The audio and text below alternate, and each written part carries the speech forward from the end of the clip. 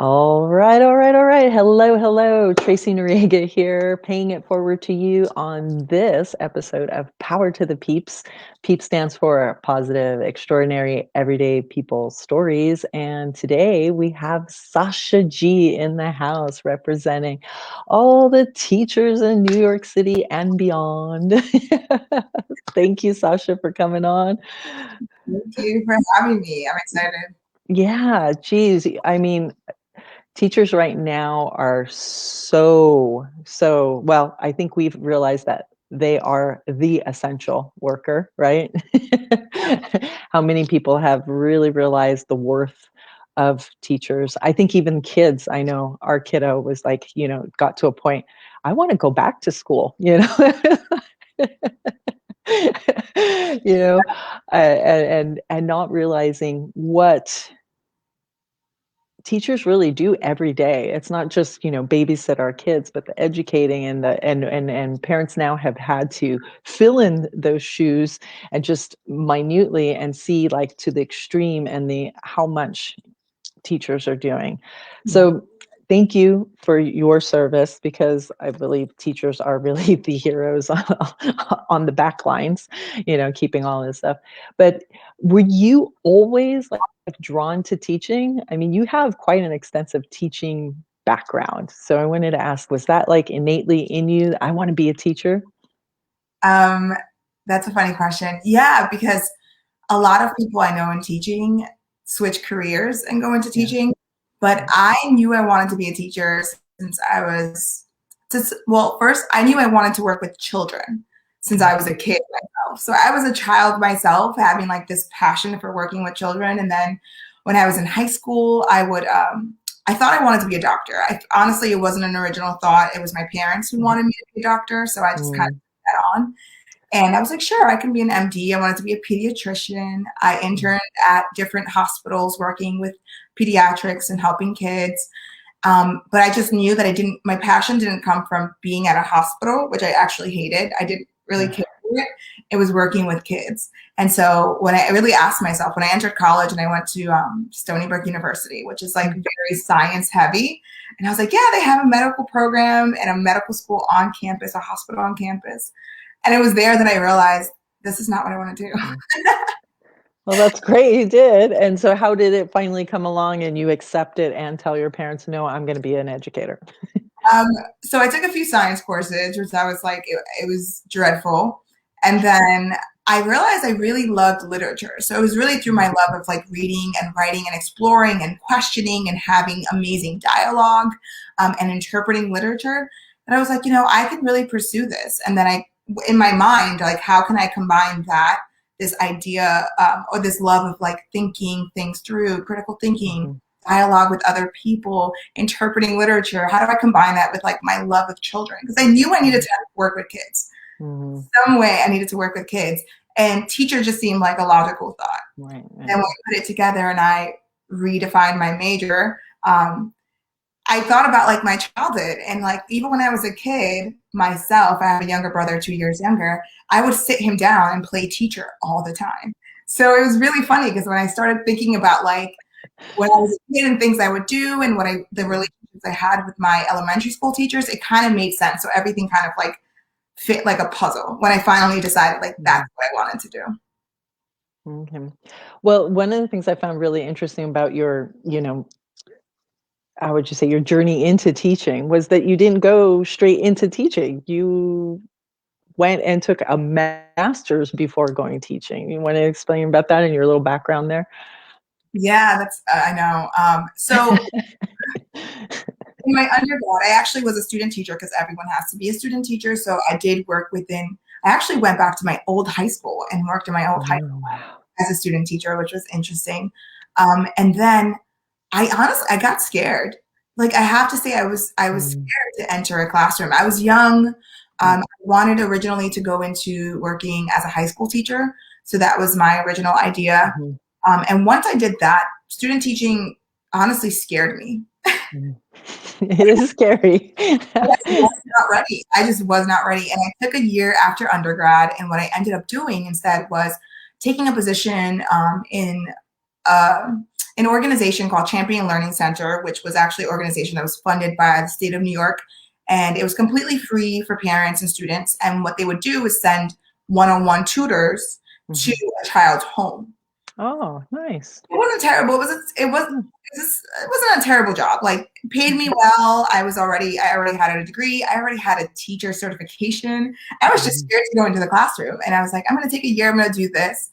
And honestly, it happened for a reason, because it taught me so much. Like, in working with kids one-on-one in their home with their families, it was just such a different experience.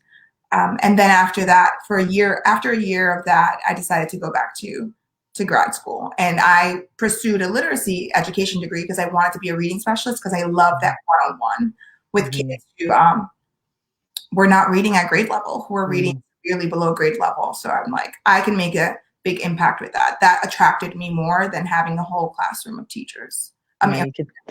You could definitely hear and sense, and even on your Instagram with your love of books and wanting to give that love to kids too. So I really admire that. So, I mean, I had a very short stint in education, thinking right out of it, I wanted to teach as well. And like you, I thought high school. And as you too, being straight out of high school and taking classes, I was like, I don't think I could do it. So I did middle school. Oh my gosh, those middle schoolers, I think they are almost worse. They're like, I was like, oh my God.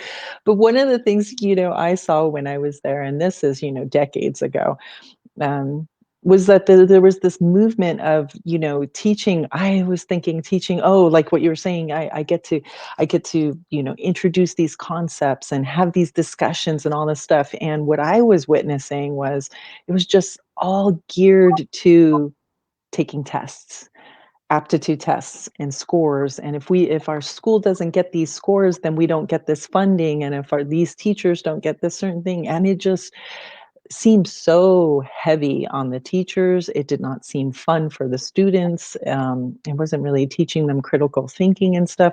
And I saw that then, and what's going on with that now? I know you speak a lot about curriculum, and how it's this big, big to do that really is very empty. And I feel that. I saw that then, and I just I left because I was like, I don't think I can do this.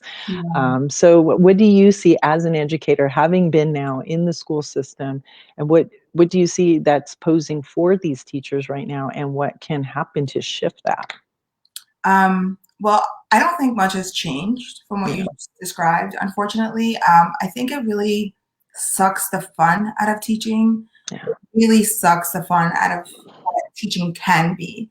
But it really depends on leadership. And that's one of the things that I'm really critical of, but also ask a lot and explore a lot of these ideas in education, like, what is good leadership? And unfortunately, I don't feel like I've ever, I haven't had too many experiences with good leadership, because the message is everything, right? And I don't think that a test as it stands alone is inherently evil.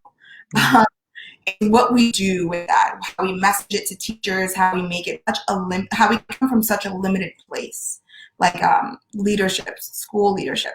And so they suck the fun out of education. And then it's daunting, it's burdensome for teachers. Then they feel like they can't just be creative and expressive. And there are teachers who hold on to that, right? But it's very exhausting. Super exhausting. So I can have like a very vibrant, fun, creative perspective in teaching. Usually we start out that way. And then to maintain that requires so much energy, because you're not in a space that supports it. You're not in a space that's conducive to it. So for you to be able to sustain that, either maybe you don't have a family, you don't have kids, because God forbid, right? Because that also requires a lot of energy. But you have to put in so much of yourself in a space that does not support it and doesn't perpetuate it. And that's what teacher burnout is all about, right? Because you're a teacher who's trying to give your best, who wants these amazing connections with kids, who want to create a space that they can be creative and trust themselves and learn and explore. And when, for some reasons, your numbers are a little skewed, you're not living to these expectations that maybe you weren't even privy to, you get backlash, and then it's just, you get no support. there's no appreciation. Yeah. You don't get conversations. I mean, in my experience, it's never been like, Sasha, you're doing an amazing job. Keep Mm. doing it. Always a conversation of you're not doing enough. You need, even if it's Mm. not directly stated, that's Right. feeling, that's the energy in these schools. You're not doing enough. There's more to do. Kids are not learning. It's like, it's Yeah. not true. I mean, sometimes it's not Well, true. and then you have to deal with the behavior, right, in the classrooms too. And then, I mean, if anything, I think all that's happened in the pandemic has exacerbated and really shown a light on what teachers are having to go through. And hopefully it'll make it that there has to be some change, because people are realizing the sizes of their classrooms, the teachers are being expected to do, like what they're being paid on top of that, right? The fact you hear about teachers, I mean, I have one next door and she's absolutely great, but that they're like digging in their own pockets for stuff to bring to school for supplies. It's just like that is, I mean, yeah.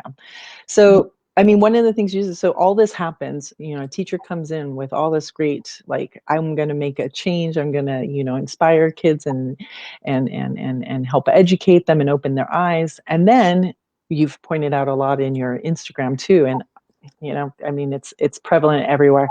What happens? Complaining, right? All of the energy now goes into, what I can't do, why I can't do what the limitations I have, etc. And you talk a lot about mindset. So, I mean, Yeah. that's going on for all these teachers right now. Like, what is your biggest, mindset shift that can help them empower themselves when they're feeling like they're behind the eight ball all the time?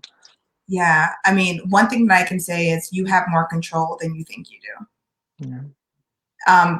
And period. Like you Yeah. have more control than you think you do. And teachers that I work with, I just try to empower them with that because they don't believe it. And Right. I understand why a teacher wouldn't believe it, because you're looking at your physical environment and you're getting messages from leadership, you're getting messages from the news, like everything, right? Society, really, just how we view education and the teacher role Mhm. in our society. But yeah, you have more control than you think you do. You really do. And you need to know your worth because you are special. You are. Right. They are, and we need to keep them. I mean, we really do. They're so valuable. So you have a very interesting role, and you were explaining, and I don't know if it actually exists in all of the school districts across the states, but the role that you play, and now how you've incorporated your own, skill set and gifts and such. Do you want to explain what that is? Like what the role is and what now you've created it to be and what you hope, yeah, to do with that. And this is really exciting for me because so let me explain. So in my school I transitioned into actually during this pandemic, I trantioned into what we call a curriculum specialist or curriculum supervisor role, which means that I teach ELA well and I know the curriculum well, therefore I can coach another teacher in the implementation of that Mhm. curriculum. So that includes like knowing the curriculum, Mhm. knowing your content, right? I teach ELA, so knowing ELA, and then just using the teacher practices best practices to to teach the curriculum to students. Mhm. Okay, that's essentially what the role is. And one thing that for me, even as a teacher, I never felt like I had support. And even when Mhm. I had a dean or I never had a teacher coach, but whenever I had someone who I would call my supervisor or boss or whatever the case was, the conversations was always around teacher practices. It was always around Mhm. curriculum. It was never about me as an individual, as a person, my dreams, aspirations, my purpose, what I wanted to do, Yeah. how I saw myself in this role. It was never about that. It was never a conversation about who I was as a human. It was Mhm. always about the identity of a teacher, only in a very limited perspective on teacher practices and curriculum. So when I got into a role where I could help teachers, I had some sort of connection with teachers, and I met with teachers. Um, I knew that I could do something different, and I had to do something different. There was nothing I could do. Well, if you want something different, you have to do something different, Exactly. right? I was like, it would be insane if I continued to do this. So Yeah. I completely restructured it. Mhm. There is a lot of pushback. I Mhm. continuously feel pushback, but I don't care. Like it is what it is. And I started incorporating some amazing tools, healing tools that actually helped me in my life, kept me going. And what really brought me to this place, so that included meditations. So I would normally start a meeting with a meditation, a checking in. And, you know, it was interesting that teachers were a lot more open than I thought they were. I thought it would take some convincing or I would get some pushback, but they've been amazing. And I start every coaching session or one-on-one meeting or professional learning community meeting, whatever it is, however your school calls it. I started with meditation. I started with check-in. And I actually, because I'm an energy healer, I check into what they need because I see it in their energy field, right? And one thing that I see often is, especially with the teachers I work with now, is stress, right? You feel like this, what ends up happening is that I feel like this heaviness, this pressure on my chest, and teachers feel that. And then like insecurities, right? Because they don't feel like they're doing a good job. They don't feel secure in the role that what they're doing. They don't feel appreciated. And that's internalized, and that's what they feel about themselves. And what ends up happening is that they carry that to other parts of their lives too. It's not just in education, right? Because we're not just teachers. We're humans. We're humans with actual emotions. And so who we show up as at my job, at whatever it is that I do, is how I show up anywhere else. It doesn't matter. Like, it's how I show up with my kids. It's how I show up with my friendships, relationships that I make in this space, right? The teaching space, education space. I take that with me. So I was like, there's no way, I have to. So I check in with them. I see, I see what they need. I hear, listen, right? Sometimes we're not even listened to. So for me, it's a really big point to listen to what teachers are saying, to really interpret what they're saying, understand what they're saying, do a meditation, lots of relaxation techniques and tools. We do a lot of journaling. That's really important. I've done envisioning meditations with them as well. So it's really important for us as a team, if we're working together. And I really call it like a sacred circle with the teachers. Because I feel like we all have to, our vision has to align. And then we can all bring our individual talents because we're all unique. So we don't have to be the same. And I think that's the same for teachers. We definitely are not the same people. We don't bring the same talent. We don't bring in the same energy, but we all should have the same vision of how we want to feel in our classrooms, how we want our students to feel, how it looks for us, how it looks for them. And that's essentially the foundation of how I coach teachers.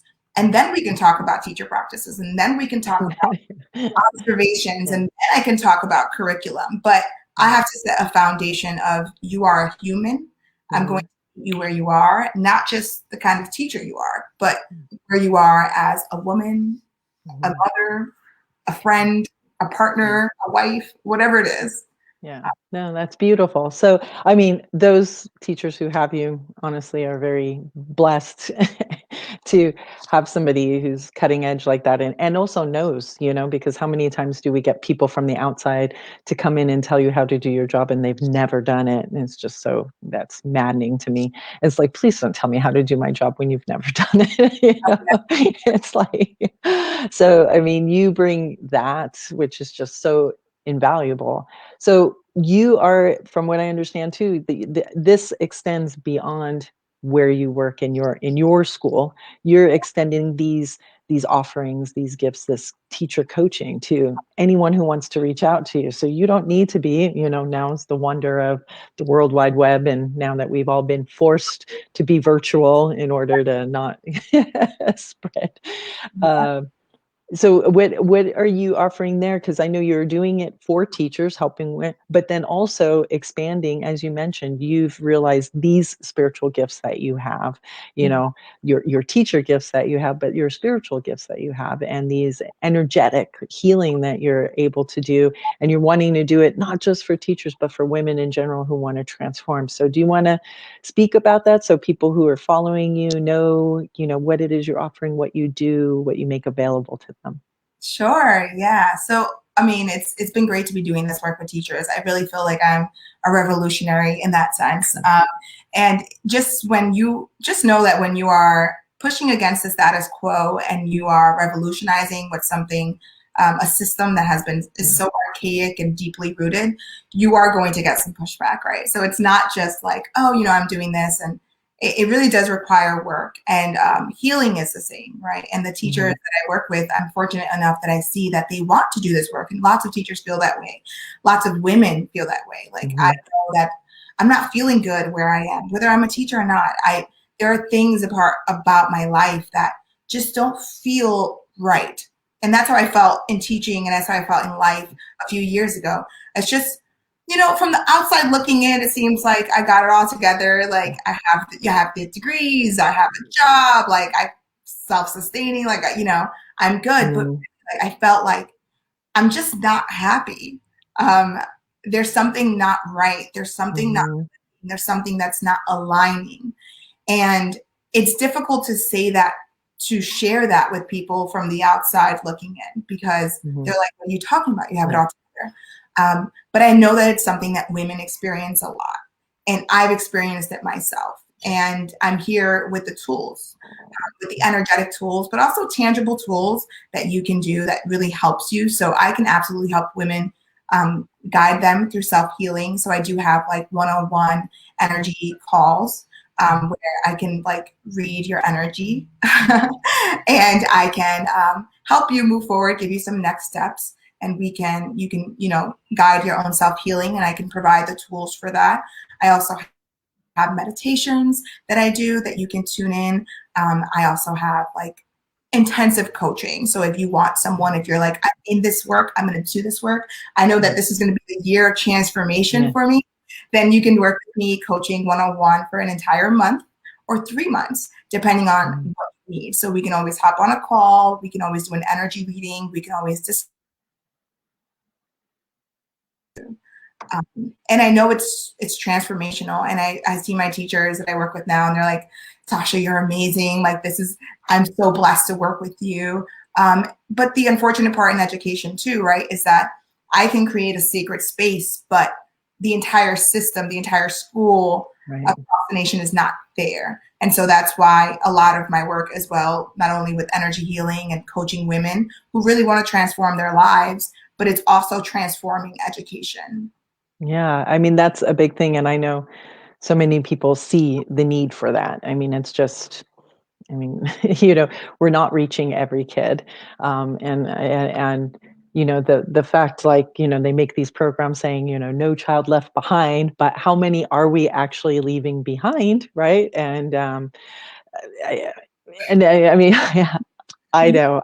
If you get me on my soapbox too, to me, I would still feel that education is separate but equal. I don't really feel like Brown versus education has that. And now I don't.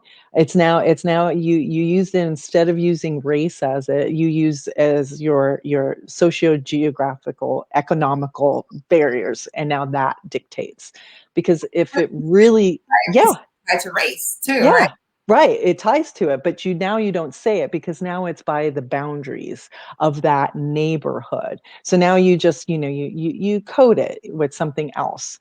But the fact remains, in my mind, if I'm really going to digest what I learned in our Constitution of what equal is, if you're going to say, separate but equal doesn't cut it, well then all the schools all across the nation should have the same amount of computers available. They should have the same amount of books. I mean, there should be no teacher having to go into their own pocket to go reach in to this. It doesn't matter what school district you're in or what neighborhood you're in. I mean, the fact that even there's such disparity within the same school district Yeah, is, I was one of those kids that got bused, to try to, how they were trying to desegregation within our own school districts. So then I was getting sent, pure on the other side, um, to even up, the makeup.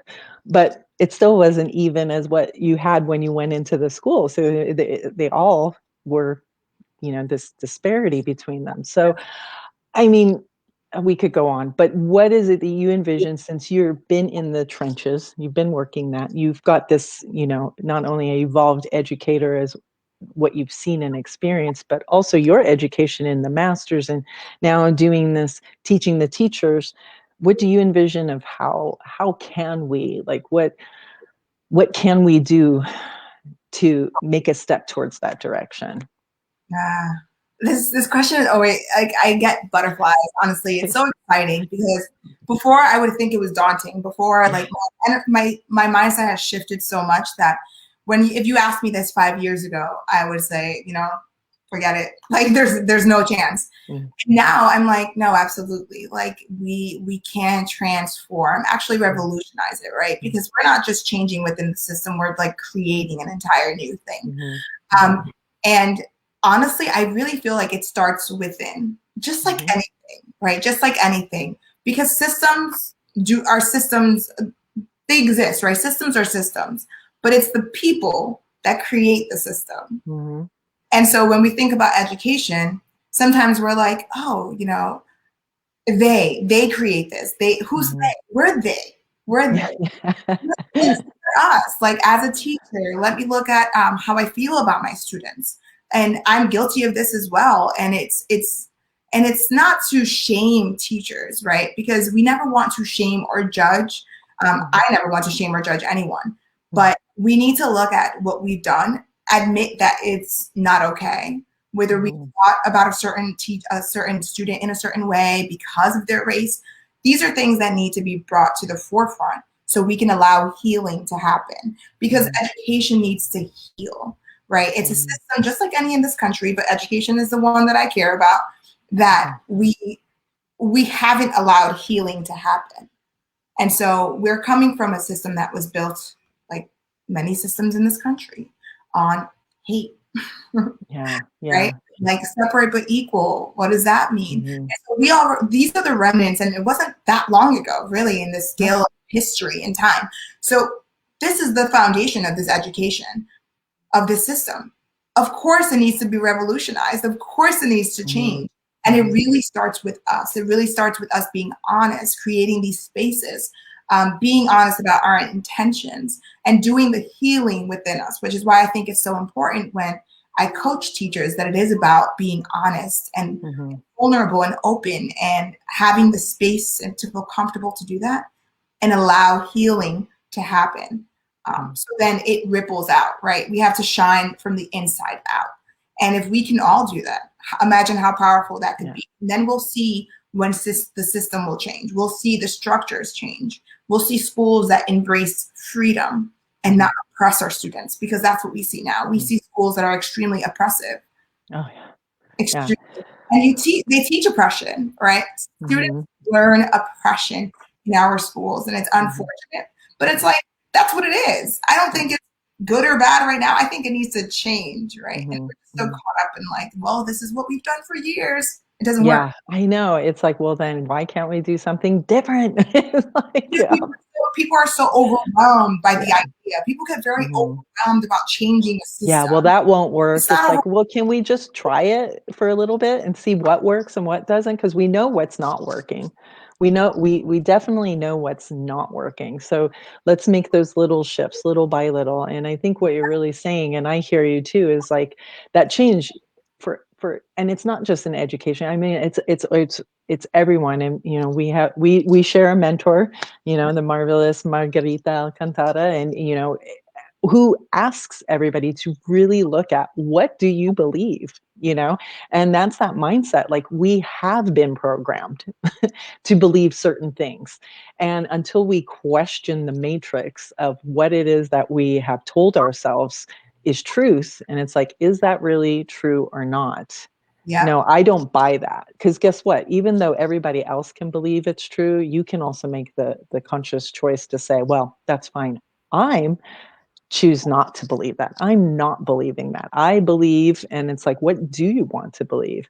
And that's where I feel, that I mean, I'd always used to hear it, but it never really rang true the way it does now, of Gandhi saying, be the change you want to see. And we all need to embody that. And it begins with us to see, because like you said, you bring that energy into the room, you are what you're thinking, what you're feeling, and that's what you're creating. And you come into the classroom with that. So if you're already feeling oppressed and that you're behind the 8 ball and you can never get ahead, you bring that in there, and you bring it in with your kiddos too. And it's the same thing with parenting, so it's like, yeah, but nobody teaches us, how do we take care of everything between the ears, and it's like to get that grounding, to just like, I know what needs to happen, I know what needs to happen, and begin to just do it, to Yeah. be it. And I feel like that's what you're doing in these school systems, and then you're wanting to do that as a whole for everyone. And it's a beautiful thing. Thank you, Sasha. Thank you for taking that on, because it is a huge thing. But I believe too, It, more people. it starts small, like Yeah. people are it's overwhelming if I want to, if I think I'm going to change the system right now. Yeah. Yeah. Of course, it's going to overwhelm me, but it starts with doing the work yourself, Mhm. right? It Mhm. really starts that small. It Mhm. starts with building awareness within Mhm. yourself. It starts with thinking of your purpose. It Mhm. starts. It starts with so many. It starts with healing your childhood trauma. Mhm. Huge thing for me in education because I care about children so much. I really Mhm. do. It's this connection I have, and I love children, all the children of the world. I love them. And I think that we actually traumatize our kids in schools. Mhm. Yeah. We really do. And we add on, especially when we work with certain communities, we add on to the trauma that many Mhm. of our students already experience in their Mhm. environment, at their home, in society, in their communities. And it's so unfortunate because a lot of teachers do this on a subconscious level. So just how Mhm. powerful would it be if we bring it to the forefront, if we Right. are aware of it, if we Mhm. Mhm. decide we're going to heal from whatever Mhm. it is that we need healing, and everyone is different. So we can really serve in the way we think we serve right now, because we don't Mhm. serve in the way we think we serve right now. Right. Yeah. Yeah. It's Embracing the change and being the change you want to see is something that has been used in education for yeah. God knows how long, but Right. it's never been done in the right way.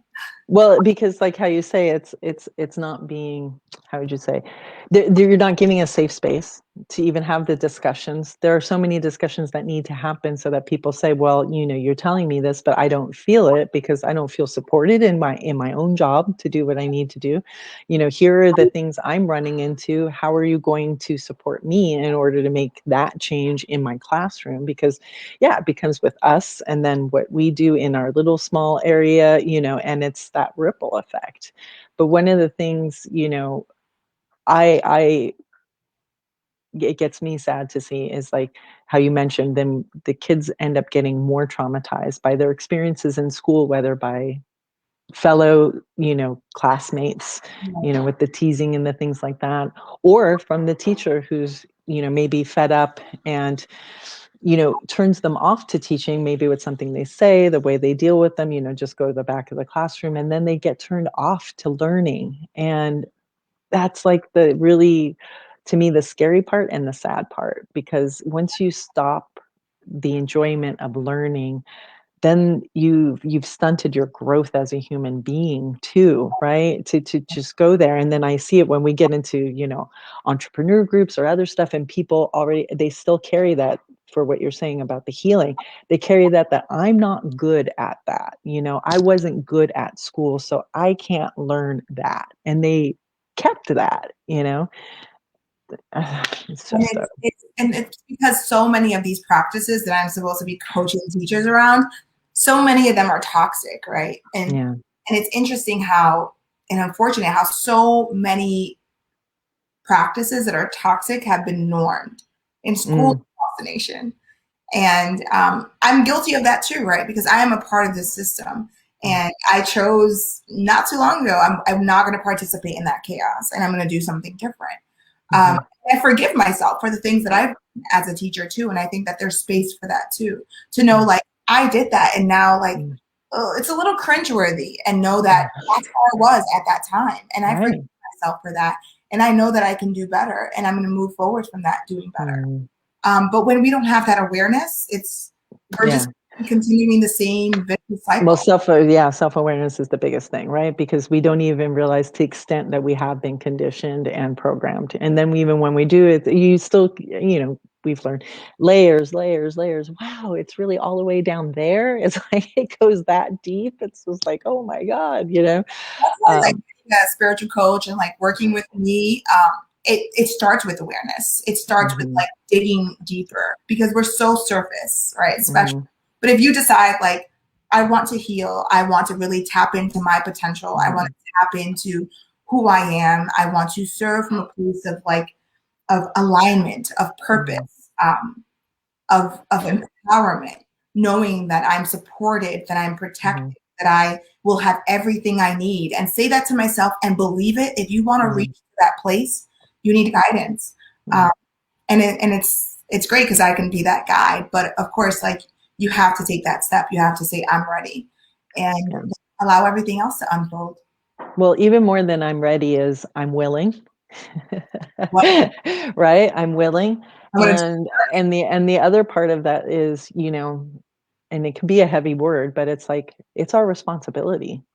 It's our responsibility because it's also our responsibility to ourselves. And if we say we're going to serve other people and we have our own healing we need to do for ourselves, it's like it's my responsibility to take care of this. So how I say sometimes to the ladies I work with too is like, okay, well, if you can't do it for you, then do it for it. Because what we how many times we can do so many things for our family, friends, our students, and we'll go this extra mile, but we don't do it for ourselves. yeah, We don't do it to ourselves. We don't feel ourselves worthy and understand that we are worth the investment, that we're worth to give that love and stuff, that we have to do it to ourselves first so we have more to give. And it's just this big lesson, as you see too. It's just constant coming up.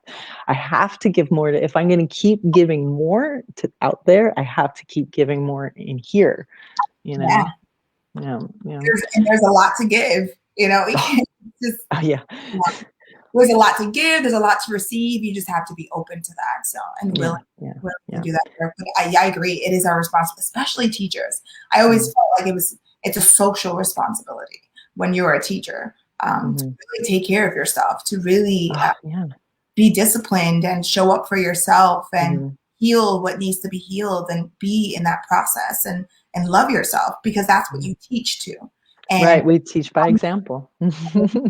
a limited perspective and a limited Mhm, mind, mhm, and that's what you teach, unfortunately, mhm. and that's what a lot of teachers teach right now because if we have time, do we have time? I have a little story. Yeah, yeah, yeah, go for it, and we'll wrap it up. It was something that was like very monumental to me, meeting with my teachers, and one of my teachers, she was really confused. She was upset because she had a conversation with a student who said, students, something along the lines of like, why is this even important? Like, this won't Mm, matter in 2 years. The student is not completely wrong, to be honest. And so she was like, well, I never want her to feel that way. I want her to feel like school is really important. It's going to help her in mhm, the future. And I'm like, yeah, well, learning is, school doesn't, right? So learning is that's what we're really talking about. mhm, We use the mhm, two things synonymously. But she's like, I don't want her to feel that way. And so I asked her. So I asked a lot of questions. I'm like, so how do you want her to feel? Oh, mhm, I want her to feel like she's loved and supported in this space, that this is going to help her. It's going to help her grow and she can do whatever she wants to do. Okay. So she wants her to feel empowered. And I said, okay, well, do you feel that way about yourself? ooh, And there was like radio silence. And she was like, you know what, Sasha? You're And like, well, I want us to really think. We want our students to feel a certain way. We don't feel that way about yeah, ourselves. yeah, So how do we teach to that? How is it yeah. possible that we're teaching to that?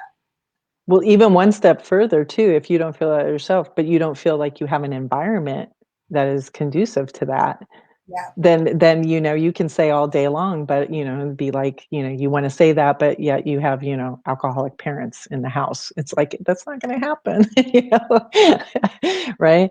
And I think what you're really saying, and it was a beautiful story to like wrap up what I remember you saying in one of your Instagram, your IGTV was, we as teachers interact with the future every day.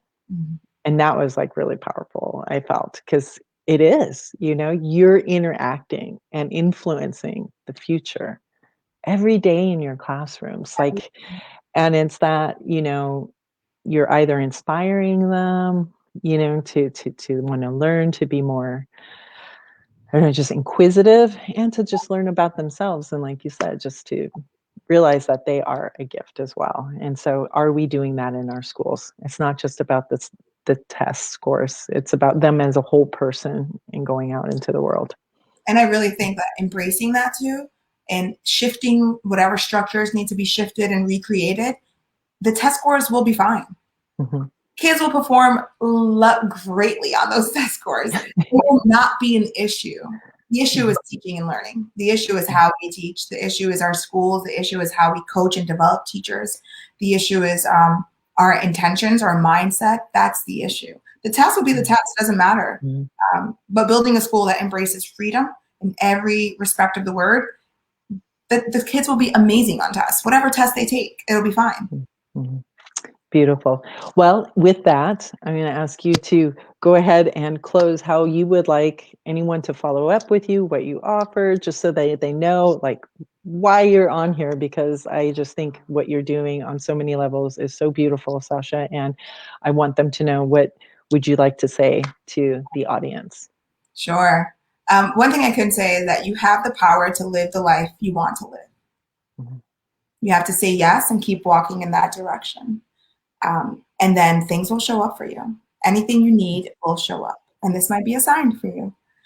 You can find me on my Instagram, the Evolved Educator. It's on that ticker down Yeah. there. And in the description below. Do a lot of affirmations on my Instagram. I've done live meditations on my Instagrams. You'll see a lot of the tools that I use to help and to coach teachers, but also the tools that I use to coach women who want to live that life that they've desired and that they dream of. And you can click the link on my bio once you get on my Instagram, and you'll see everything that I offer.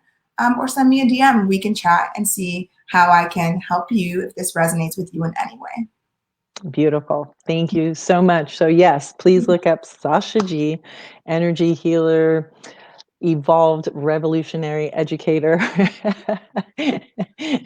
And yeah, just a powerful star seed at large. So thank you so much for your gifts, for your message, and for your service that you do all the time. It's very, very, very appreciated. And I'm sorry that it doesn't get more appreciated, but yeah, I'm just going to blast that at you right now.